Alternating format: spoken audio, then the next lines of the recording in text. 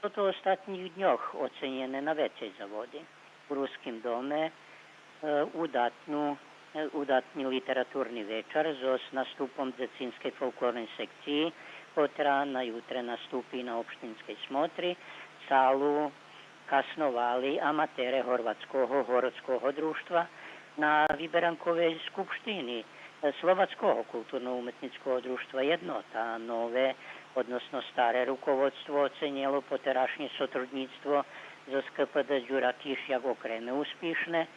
Udješen života penzionerov už vecej roky bardzo dobre sotrudzujú so Đurom Kišom, a u ostatním čaše i društvo Šidijanki dobre sotrudзuje so zmiešanú špivackú grupu Đuri Kiša, poneže členi obidvoch grupov hrištajú zajednickú programu za nástup u Ruskim dome u Beogradu. A za šitski društva sala kulturno-obrazovnog centra i robota so Srpskim kulturno-umetnickim društvom Svjati Sava še dostupna.